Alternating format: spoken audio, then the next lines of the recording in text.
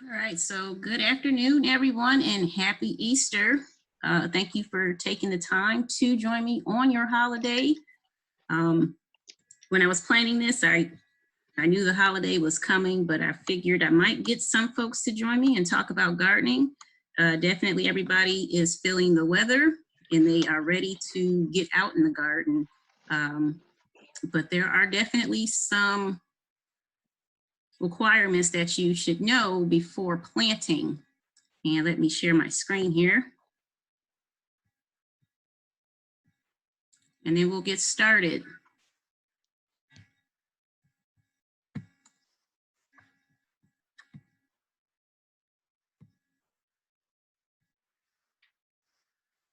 Okay, so last week, let me get this out the way. Last week we discussed just preparing for your garden. I know some of you have already planted and you are probably familiar with the hardiness zone. So just, from last week, I was telling you I was going to go into the ground around April 15th. That is our last average frost date, at least here in 8A in Hampton Roads. Looking at the forecast for 2 weeks out, and actually on the 15th, we're supposed to get in the 30-degree range. And so you all need to be fluid in your actual planting date, because while it says, April 15th on there, you may have to make adjustments to your planting date, which I am certainly doing. I'm going to try to look 1 week after that and see what the forecast looks like for 2 weeks beyond the 15th. What I'm searching for are the night temperatures to be above 55 degrees consistently. Okay, understand that it's still spring in Hampton Roads, and frost is always a possibility. So you want consistency in those night temperatures. It does not matter about the daytime temperatures unless for some reason we get cold again. But nighttime temperatures for right now is what we're looking at, 55 degrees. And that's with transplants. That's with something that you already have a plant ready to go into the ground. Seeds, if you're trying to still seed, 65 degrees. That's what the soil temp is needed. Otherwise, the seeds are just going to kind of sit there. If we get rain, they're going to rot. And this is for also warm season crops. Okay, cool season crops, you can still seed them. They'll come up, like 55 degrees soil temperature. They like it warm as well, but they can definitely handle 38 degrees. I have lettuce seeds. They have come up, they've germinated, and they're handling the weather just fine. I will talk about how you can extend your season if you've already planted already, how to protect your crops. I certainly put about 1/4 of my warm season tender crops out already. And we've had temps in the low 40s, upper 30s here in Hampton Roads, which I'm kind of not used to. But it happens, but you have to be prepared for it. It's not something you want to be caught off guard. So today we're going to talk about crop families and seasonality. As beginners, you may not know the difference between the two, and that you can actually start planting some of these families in the fall.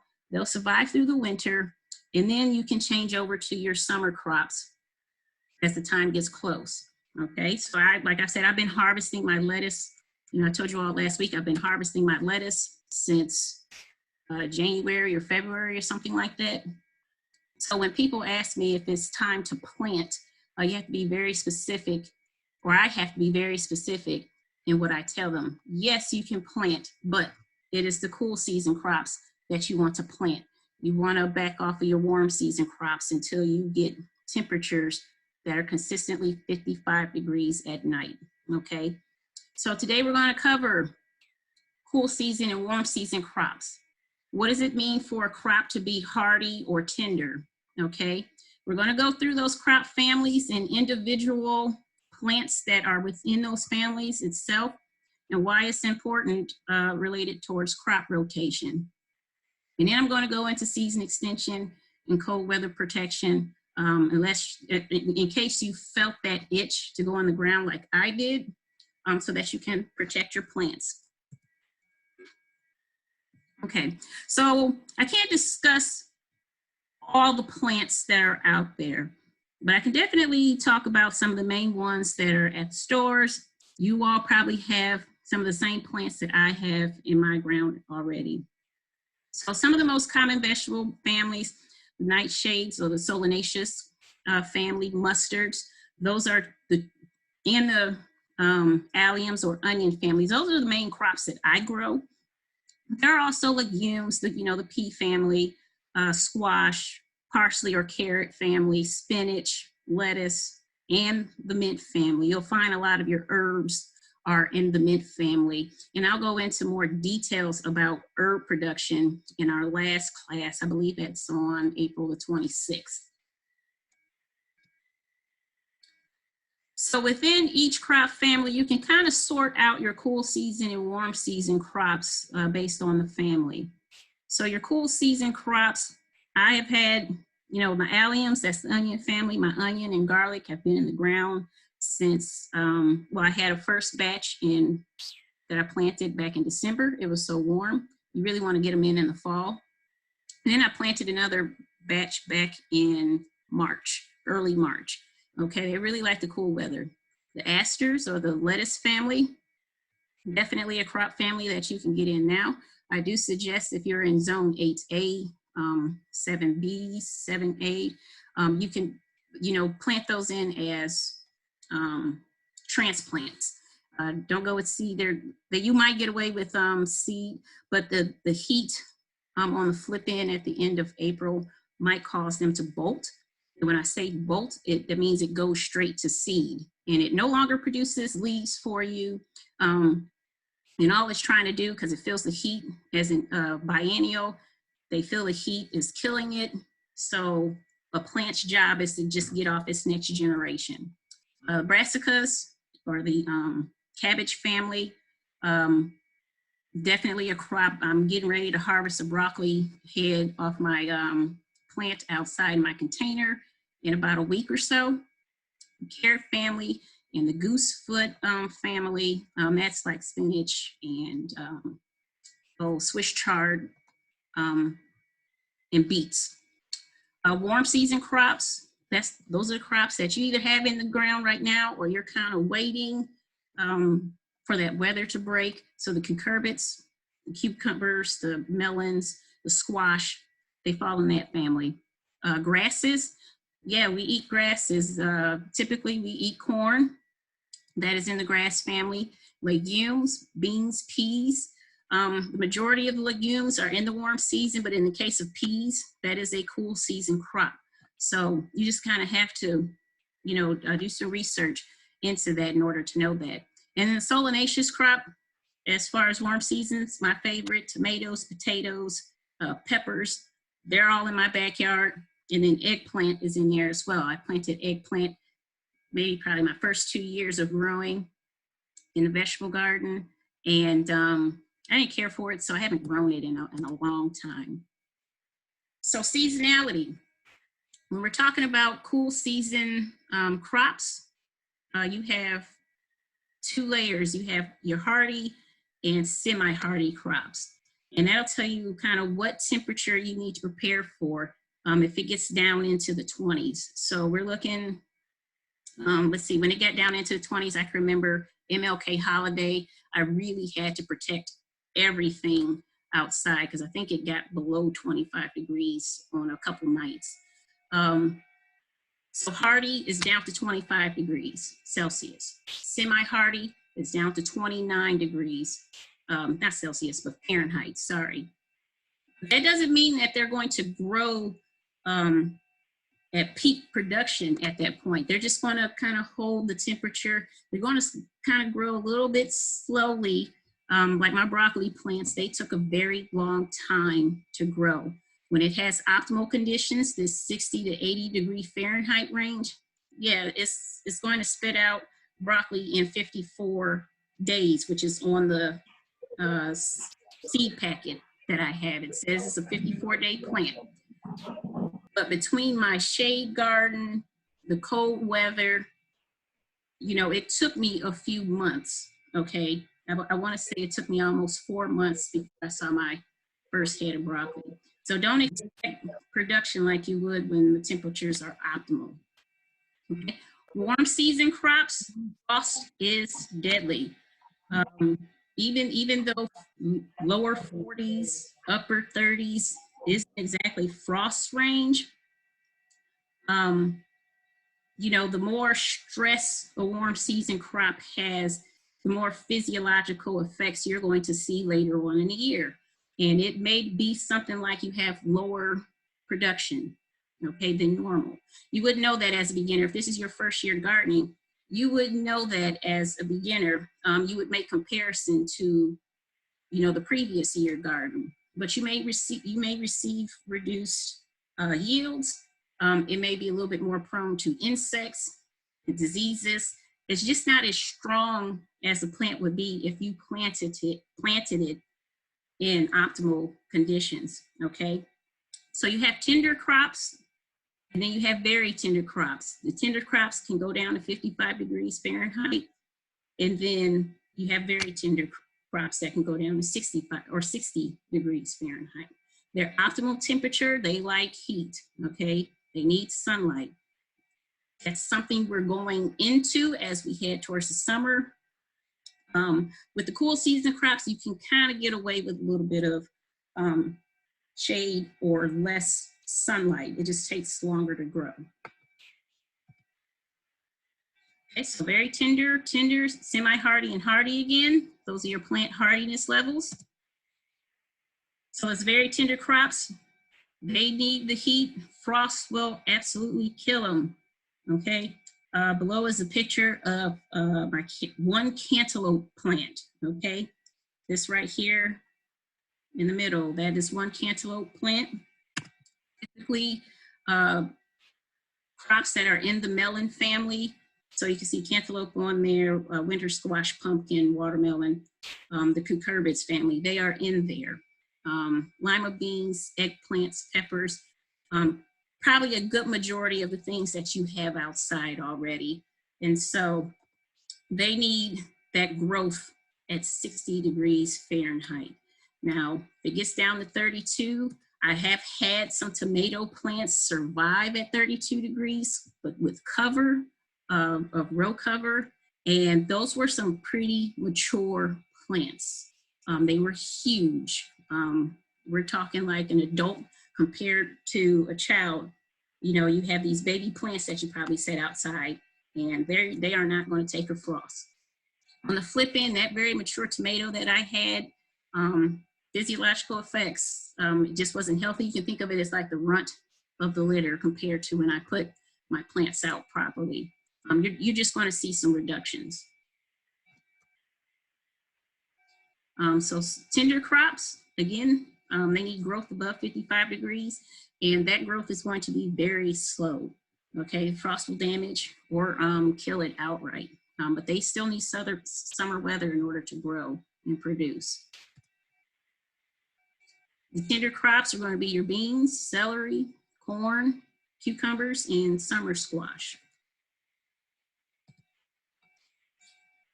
Let's see, I'm sorry, did I have a picture of that? Yes, pictures of my cucumbers in the middle of a summer down here in Hampton Roads 2 years ago.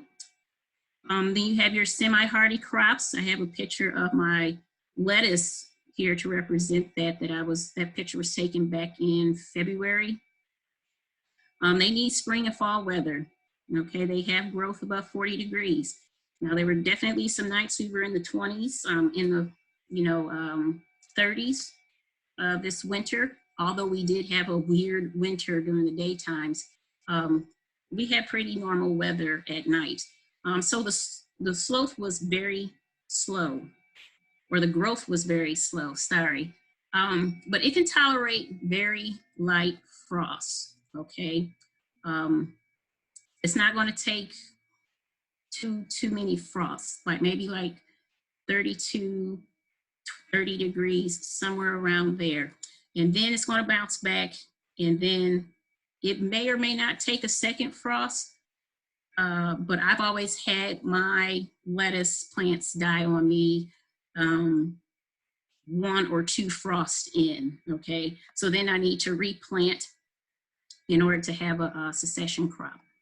Beets, carrots, cauliflower, lettuce, parsley, parsnips, potatoes, and Swiss chard are semi-hardy crops. You got to be careful with the potatoes because, yes, they do their most growing in the summer, but those tops will die off and the potato plant will try to grow more stalks, okay? As long as the potato isn't frozen, it'll try to put out more stalks if you have the eyes of the potato exposed, but it can only do so much, okay? You can think of it similar to a bulb, but this is a tuber. If it keeps putting up stalks, it's going to wear out its reserves eventually. It only has so much before it, goes downward, okay? So this is a picture of a lettuce crop that I grew in West Virginia. I had it covered under plastic, and this was like the dead of January. Where I was at, Virginia was zone 6B or maybe 6A. Now I want to say 6B. And this was after 1 frost at the top, okay? And then that second frost came and I was waiting for it to bounce back like it did in the top, and it never did, okay? And this became moldy, mildewed. It was wet. It was very disgusting pulling out all of that lettuce. Your hardy crops, okay? These are the crops that'll really get you through the dead of winter down here in Virginia, definitely in Hampton Roads. I haven't had to put up cover at all as far as a low tunnel in Hampton Roads. But they get growth 40 degrees Fahrenheit and above. It'll take a frost. Broccoli, Brussels sprouts, cabbage, cooking greens. When I say cooking greens, I mean collards, mustards, kale, kohlrabi, onions, peas, radish, spinach, and turnips. They'll all take a hit. And these are some of my collard greens that I grew. I haven't had a frost like this in a while, but actually when a frost hits your cooking greens, they actually do taste a little bit better. They don't taste as bitter. They get a little bit sweeter with the frost. So going into cool season crop families, you have the alliums, the chives, garlics, leeks, onions, and shallots. They are all in that family. And the reason why we discuss families, like my family has certain diseases that, passes on through generation. Your family might have diseases that pass on generation to generation. The pests will attack these families. They have their preferences, but let's say like the root maggot is a pest of the onion family. It'll attack every single member of this family, okay? And so that's important when you talk about crop rotation, and I'll get into that later. Alliums, they are based on their sweetness or pungency. And it's not pungent, meaning that, it stinks, like a sewer would. But just that, that bite when you hit it, it could either be very sweet, like a white onion, or when you bite into a red onion, it's just different flavors, okay? They need very well-drained soil that's rich in organic matter. That's what I mean by OM. You can establish it by seeds, just regular seed out of a packet. I've come to like sets, which is pictured on the left there. And then you can also do transplants. Sometimes I see stores sell transplants, not so much anymore. I'm starting to see more stores sell sets. They do need heavy weeding. They do not like competition. And you need to cure them after harvest. And what I mean by cure them is you have to, you can use them fresh as soon as you harvest if you like. But if you want to try to get that long-term storage, you want to set them in the sun and let it develop that, skin that we're all used to in order for long-term storage. Bulb development, and this is important if you're going to go from, you know, like a fall garden to a summer garden, because you can definitely grow alliums in the summer, but you want to get a long day variety in the summer. They need 14 to 16 hours of day length. Short day, you want to convert over when you plant for the fall, okay? Now they do have varieties that are intermediate. It does not matter the day length. But you have to do your research. If you get into a seed catalog or if you're reading the packet, you have to look at those terms, okay? And down here, some garlic that I planted at Bluebird Gap Arboretum. I think I want to say 2 years ago. I had a lot of onions 2 years ago and shallots. And on the right side, that's the garlic that I'm currently growing in containers. They're covered up nicely. Need to plant more because those 16 plants aren't going to make it for us. We need a lot more. The Aster family, I plant a lot of lettuce, okay, but there's endive, escarole, radicchio. I've never really tried to grow them. I don't even know what they taste like. I know sometimes they come in the lettuce mix, salad mixes when you buy them in the bag at the grocery store. But you can treat them all the same. You got to look for how you're going to cook it. So of course there's crisp head. Crisp head is so cheap in the store. I always, you know, recommend other varieties to folks if they really need it. But you know, that's your typical iceberg. You have butterhead lettuce, which I use for lettuce wraps when I make them. Had some this week. You have the romaines, and you have the loose bunching lettuce, which I definitely go for. I harvest my lettuce at baby size height when they're like 3 to 4 inches. And you know, that way I can, after it seeds or after it germinates, it doesn't take nearly as long to get to that height compared to a full size head of lettuce. But definitely, if you're looking for something to throw on your burgers or whatnot, let them grow to full size. That's, you know, the amount of days that's on the packet. They also require well-drained organic soils.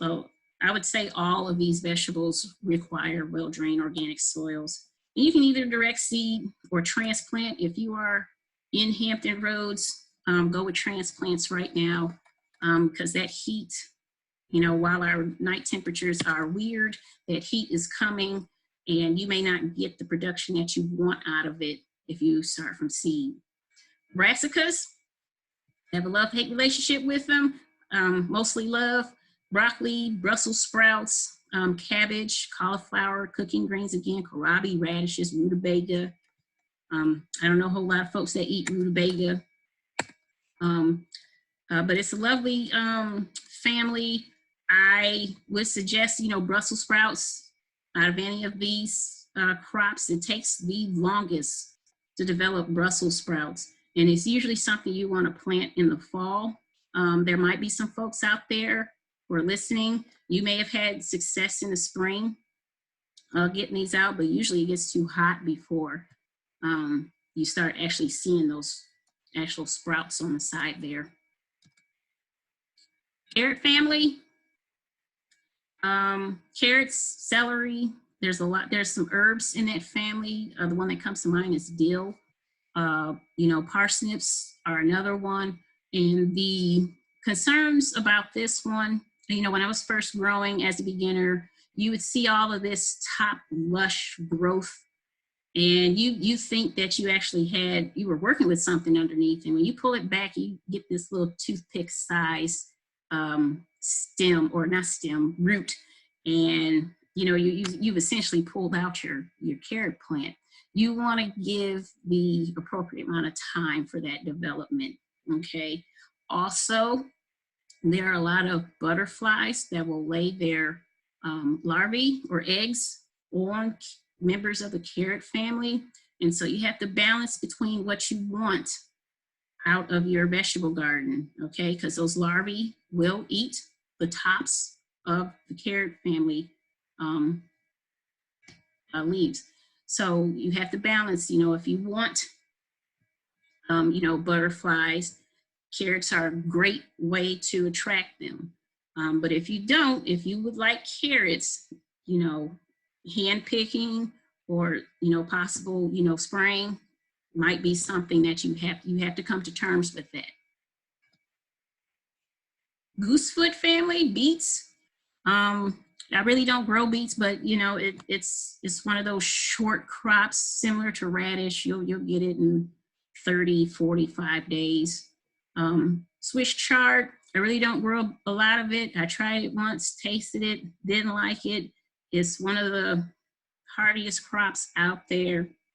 You treat it like spinach, but you know, I just prefer spinach. Spinach just tastes better to me. You might like chard. It's all based on taste.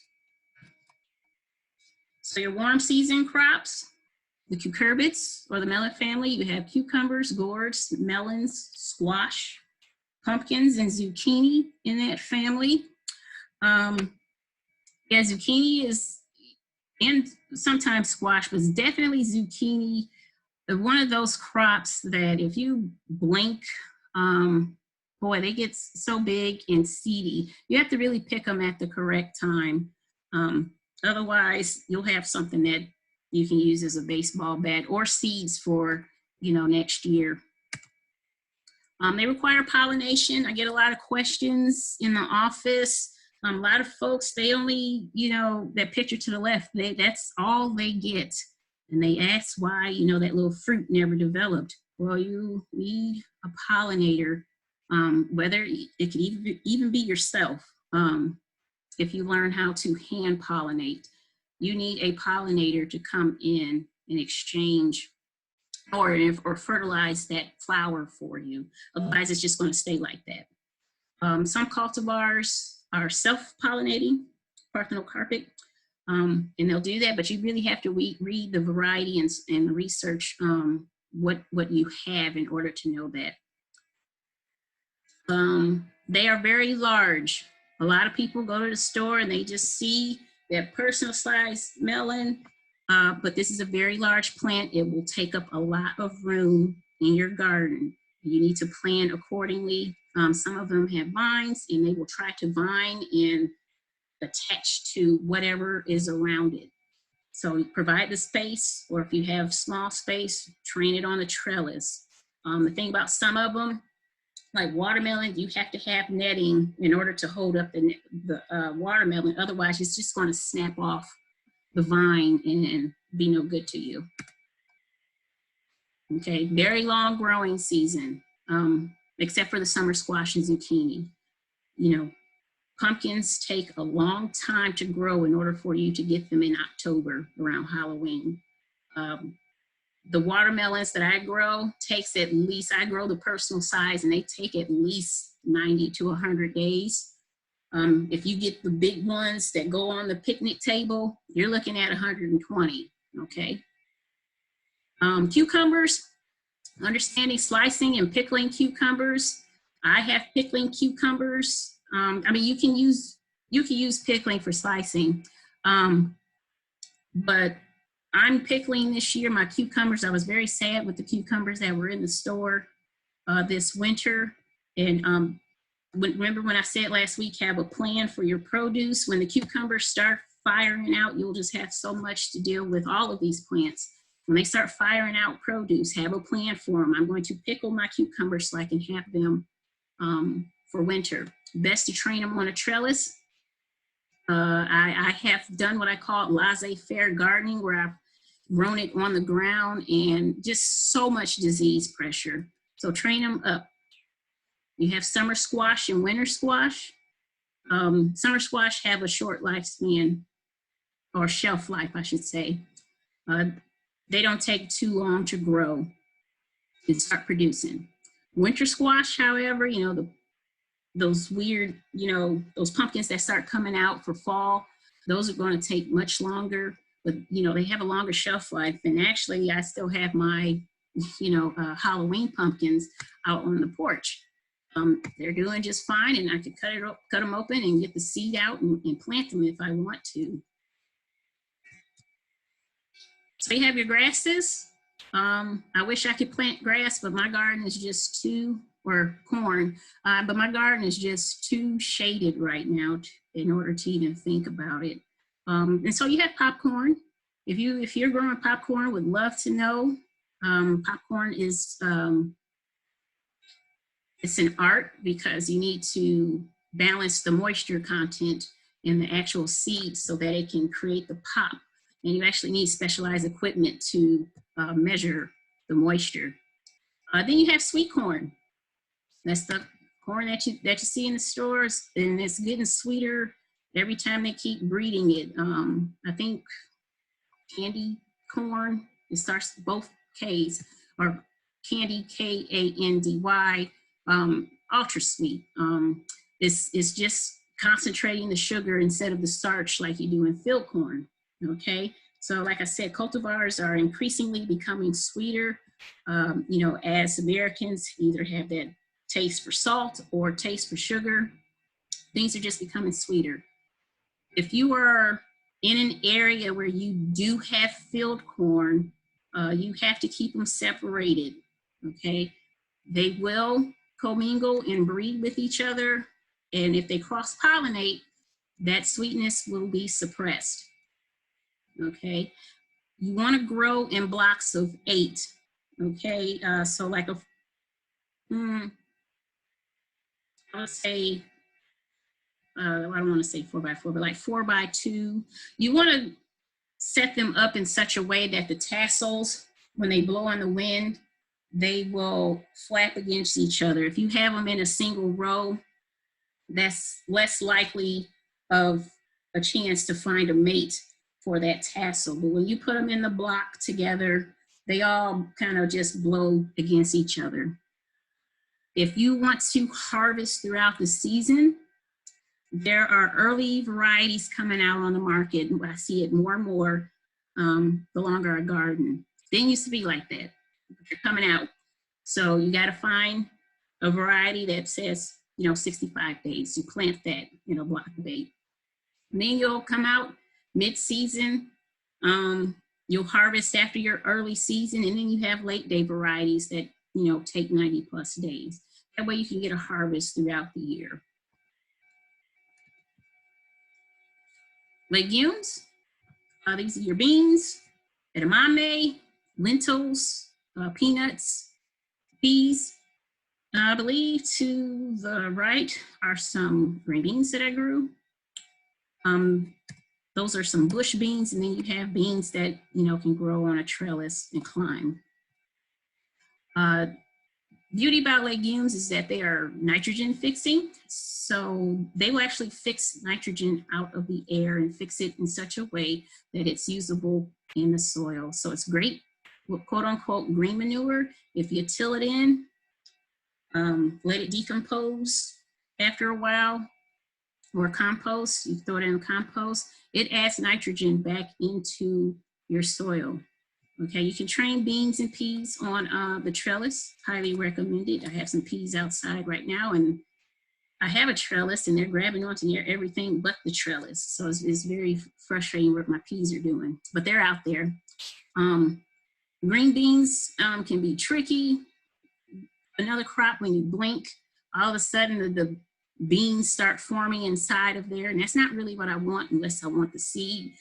But the beans come in all kind of different sizes. You know, you have the long runners, you have the snap peas or beans, and of course you have these short ones as well. To the right are, you know, or excuse me, to the left, these beans are on a trellis. On the right, these are bush beans. You don't need a trellis. They grow like a, you know, a small shrub and are able to support themselves without a trellis. Solanaceous, or the nightshade family. You have eggplants, you have peppers, potatoes, and tomatoes. Probably the most popular summer crops in the home garden. Staking is highly recommended. Once again, I did laissez-faire gardening where I didn't want to, or I just couldn't afford it. I was a grad student, really didn't have any money. And I didn't buy stakes, okay? And I let it grow in the ground, all kind of disease issues, production was gross. So have some stakes, even if you just have, you know, a little stick in the ground and tie it up to there, even that'll work. You don't have to get these elaborate, you know, cages or anything. If you have them, go ahead and use it, but it doesn't have to be as expensive as I thought I needed it to be when I was in grad school. You have two types of growth habits with tomatoes. You have determinate. Those are your varieties that'll get you one big harvest. The one that I'm most familiar with are the Romas. Okay, those are used in agribusinesses to make tomato sauces, because we really can't wait on one beefsteak to come off at one time and another beefsteak to come off another week in order to make a tomato sauce, you know, to supply the whole country. Rather have the Romas all mature at once, you harvest it, send it off, and then you make, you know, a bunch of tomato or spaghetti sauce. Indeterminate, you'll have continuous production, you know, those continuous production, those beefsteaks. You'll have, you know, a couple beefsteaks to use 1 week, and then you'll have maybe like 10 more on the vine ripening up to be picked off at another time. The peppers, these are my favorite of all vegetables. Capsicum and Scoville units. I don't know if anybody watched that Man vs. Food when Adam Richman was in there, and he would just eat all kind of spicy foods, okay? There's non-pungent and very pungent peppers out there. So they don't exactly say it on the label. You just kind of have to know what you're dealing with, okay? And you can bring up a Scoville unit chart, and you know, I'm a sweet bell pepper person. Rarely do I go up beyond jalapeno, but breeders are just trying to make them hotter and hotter. So you really have to know, you know, like when I first saw Scotch bonnet, I did not know it was a hot pepper, and someone really had to tell me you may not want that. So it's not exactly on the label. You just have to do some research before you just go picking it off the table there. Potatoes, distinguished by food use.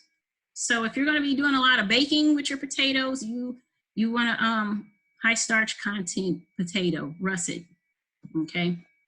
Low starch, if you're going to be processing for fries, you can do it that way. I have seen some folks use a high starch potato to make fries. They just soak them for a long time to get the starch out. I think you have to do like maybe like 5 or 6 rinses to get all of that starch out in order to do that. You want to use certified seed potatoes. Now, a lot of folks ask me, can I just go to the store and use those potatoes?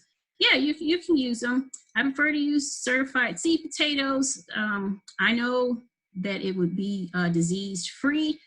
If you're familiar with the Irish potato famine, this is the reason why so much research has gone into certified seed potatoes to prevent that from ever happening again. Because if you really think about the amount of potatoes we eat in this country, if it's something that we lost, it would be devastating, okay? You can either plant it whole or in pieces. So when I get my potato seeds, which is actually the tuber, I look for the eyes, and I try to cut up those potatoes in a third, okay? So if you see that potato that I'm holding in my hand on the right, I see multiple eyes on there that could be cut up and put into the garden. And like I said, they'll send up these shoots.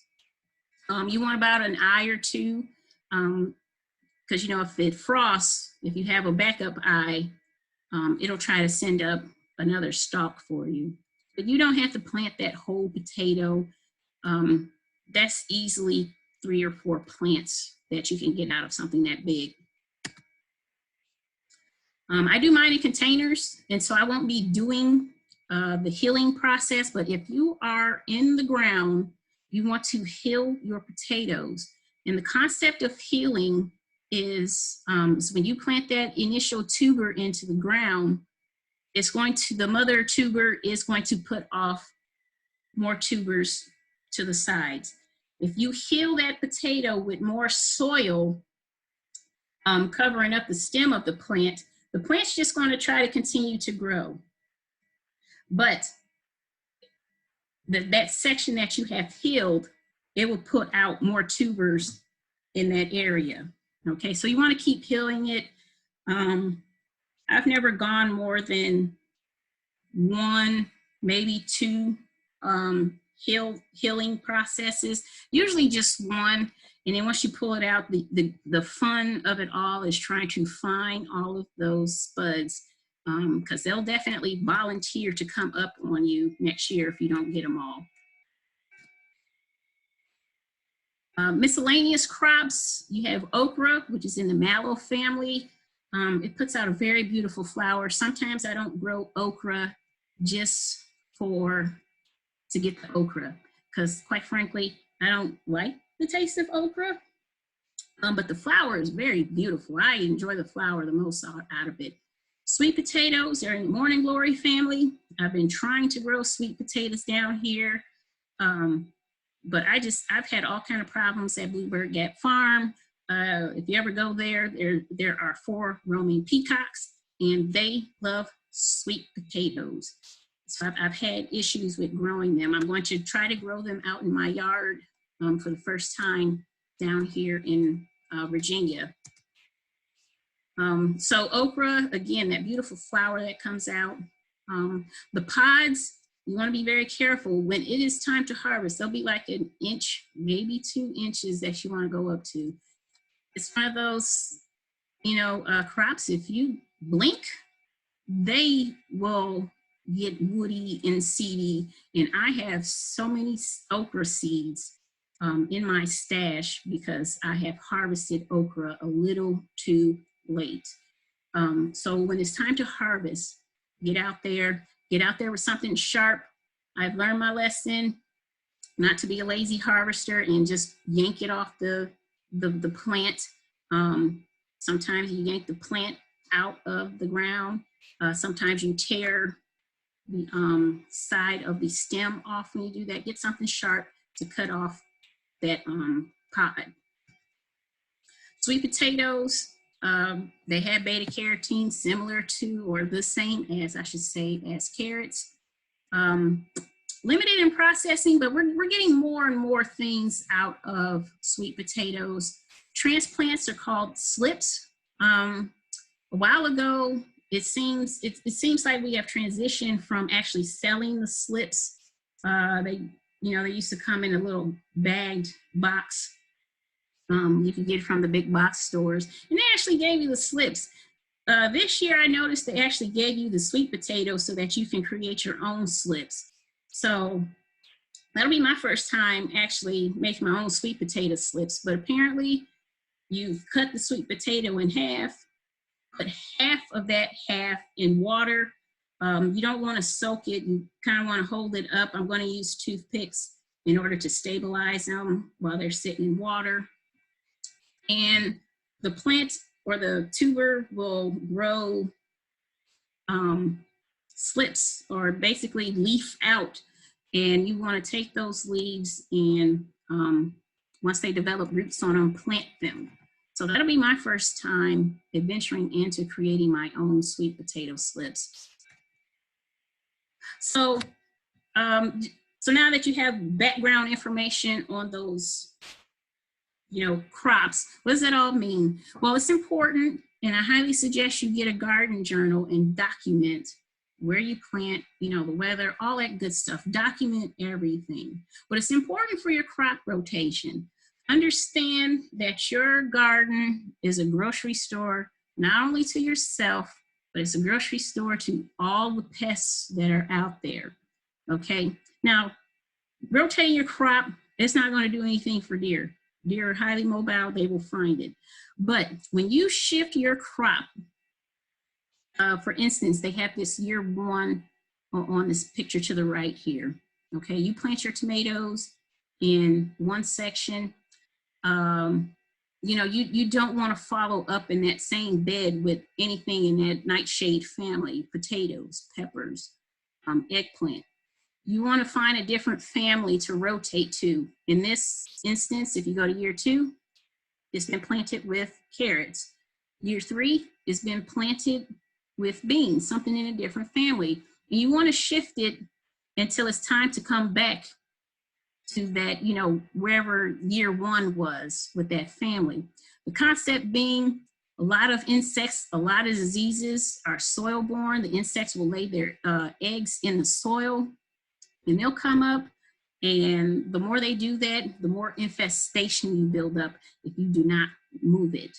Okay, it's a little harder to do in containers. But when you're in ground, you know, when you shift it, you have to think like an insect. There are all kinds of things out there, you know, pesticides. There are beneficial insects. There are birds. There are snakes. There are all kinds of things that that little insect will have to get to before it finds your plant. Okay, and of course diseases aren't mobile, but let's say if you had a disease issue in that tomato area in year 1, and for whatever reason, you know, let's say you plant peppers, you're going to have that same disease issue. Or if you drop your pruners in that section and you've shifted the tomatoes, and you go to prune the tomatoes, even though you moved it, you could potentially transfer that disease. So you have to be very conscious about that. And then it also maintains soil fertility. These crops that are fruiting, you know, the tomatoes, the potatoes, the corn, they are heavy nitrogen feeders, okay? So you may want to shift in that area the next year, some beans, something in the legume family to put nitrogen back into the soil. You may want to do lettuce in there, something that's not as fertilizer needy compared to corn, okay? Because you will wear out your soil nutrition. So season extension, this was added on yesterday. A lot of folks, you know, they have planted and they are dealing with the impacts of the cold nights that we are having down here in Hampton Roads. If you are up in 6A or zone 6, zone 5, you know, if it's getting below 25 degrees, yeah, you want to cover up your cool season crops as well. But you can use cold frames, row cover. That's what I have pictured on the right. I put row cover on my plants the past couple days. Yesterday was just fine. But Thursday night, Friday night, I definitely put a row cover over mine. If you have a little bit more money, high tunnels where you can actually walk into the high tunnel. You also have low tunnels, which I'll show you an example of. If you have even more money, greenhouses, especially if they're heated, worse. And then mulching is never a bad idea, okay? These are the same beds, but I did do some low tunnels in West Virginia. The top picture is like my first initial take on it, okay? My first instruction. I have no business, you know, constructing things. And then I just took a step back. That wasn't working for me. And then I did it correctly at the bottom picture, okay? So some nice low tunnels. The concept being is during the day, it traps heat and the soil will, you know, release that heat during the night. But, you know, if it's getting down into the 20s, you know, you really want to, one, have a combined low tunnel, row cover on top of it with low 20s. If you're up in those zone 5, zone 6, they may die on you. This was my attempt at a cold frame on top, okay? You know, and I had read everything, you know, make it sloped and put it in a sunny area. I just did everything wrong. And I had a master gardener, and he looked at it and he said, "I'll build you a cold frame." He took sympathy on me, and he built me an appropriate cold frame to match up with the community garden that I had set up. You know, even with mulch, I came out on a cold February day and everything was frozen, even the mulch. So, you know, mulch, you get away with it, you know, 40, mid 40, upper 40 degree weather, not when it's freezing. I had to wait for those panels, those window panels to thaw before I could take it off. And the poor little seedlings that I had growing up in there, I just knocked them over. They were frozen solid. But when the master gardener down below built me a cold frame, I really didn't have a problem. I put in row cover. It was a little insulated. The thing about low tunnels, high tunnels, cold frame, something that traps in heat. During the day, it can get hot in there, okay? And then you start scalding plants and burning them up, okay? You still need to water them. If it gets too hot, you need to vent them. You can also increase your season by the earliness of the crop. So there are a lot of early maturing cultivars in there. They usually say early blah. The one that comes to my mind right now is early girl tomato. Okay, but you know, you may not like early girl tomato. You might like brandywine tomato. I don't know. Everything tastes different. Seed starting indoors or growing your own transplants. Not only did I, you know, I do have some plants out there, but I didn't put everything out there. I do have some transplants that are inside the house in case I lose those. And I also started seeds as backup. Okay, and even in my containers, some of them are mulched. And then you can also extend your harvest by staggering crops. So in my case, if the tomatoes that I have out there do just fine and handle the weather, then I'm going to come up behind them and plant another set maybe 2 to 4 weeks after that. Down here in Hampton Roads, I've certainly seen tomatoes go well up until November with production. Doesn't happen every year, but I have seen it. Okay, so Virginia Cooperative Extension, Virginia Tech is coming out with a lot of resources on each specific vegetable crop. I will leave this publication page up unless if you want to look at each individual crop and their particular growing habits, their diseases, and anything like that. We have more on the way.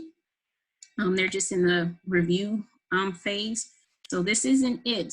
But if you need to look up specific crops, they are there. Actually, I will come back to this in case you're writing.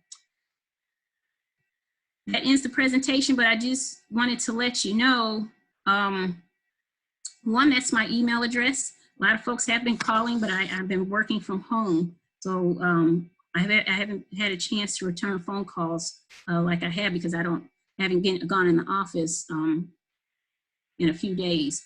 But the recording of this presentation as well as the slides will be on our Hampton Extension webpage for your viewing pleasure. I will go back to this in case you're writing it down. If before you log off, I do have a post test I would like you to take, and then I will field any questions that you may have. I'm going to get out of the screen so that I can see the chat box. I understand Rhonda and Deborah have been. Oh, there are no questions in the group chat. But if you do have some, you can type away, you can send them in my email. I will launch the post test. And if you could take that, I would greatly appreciate it. It lets me know if I got the information through okay in comparison to the pre-test. I started a garden. Congratulations. Is that your first garden? Is it Tanasha? Hi, it's Tanasha. Tanasha, I'm sorry about that. It's okay. It's my first garden ever. Oh, cool. I'll show you. I'm just getting started, so I don't have much in there now, but I transplanted a few things. What zone are you in? Hampton Roads. Oh, okay, okay. So I've got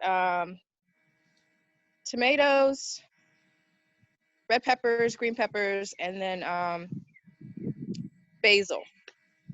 But my neighbor said the basil will kind of like overtake plants if it's around it, so I should kind of cut it off a little bit or like section it off. So I'm gonna try to do that. Well, I don't know what he means or he or she means by that. I Oh, mean, okay. basil will grow upright. It does grow in like a little shrubby form. Okay. Depending on how many basil plants that you have, you might find it overwhelming with it, because I know for me, I don't use a whole lot of basil. So one plant is enough for us, one or two. And I remember Okay. I planted 8 basils and I didn't use nearly as much. He might be thinking about mint, because mint will Oh. definitely take over the garden. Yeah, mint will take over your garden. Basil is not one of those plants that'll take over your, unless you let it go to seed. Beautiful attractant for pollinators. But when that flower head forms, you want to snap off the flowers in order to continue leaf production. Okay. And that mint is pretty tender. So as far as temperatures go, 50 degrees below 50 will kill it. Okay. Can kill it. So protect it. Yep. But once it gets going, oh my God. Okay. So we have a couple questions in the chat box. Want to plant potatoes in a container? Is this a good time? Can you follow? Eastern Shore. What are the temperatures in the Eastern Shore? If you could let me know. I'm thinking that they're similar. But I have my potatoes in a container. If you are going to go that route, check out your forecast. As long as it's not freezing, you'll find that you can plant those potatoes. They should not leaf out for a while, but that soil in there should protect it. Now, if that container freezes, which I don't think it should freeze, mine haven't frozen yet, you should be fine. I believe Gloucester is, hang on, let me look. Okay. 7B. It's 7B, and actually, depending on where you're at, it looks like a very tiny southern tip of it is in zone 8. Oh yeah. But the majority of it is in 7B.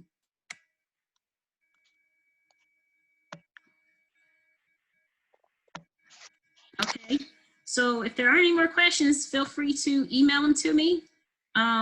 I'll get them answered. I'll try to get them answered for you. Next week, we'll be talking about pests and pesticide with Norfolk agent, Chris Epps. And once again, thank you for allowing me into your lives for Easter. I hope you enjoy the rest of your holiday.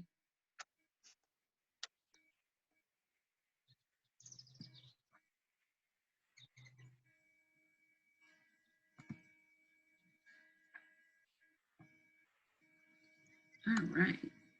Thank you, Deborah and Rhonda. I appreciate you for being on to help field questions if they came in the chat box. We didn't have any questions. You stunned and awed. I know they'll probably come in my email. I can definitely forward them to you if you would like to email them. That's fine.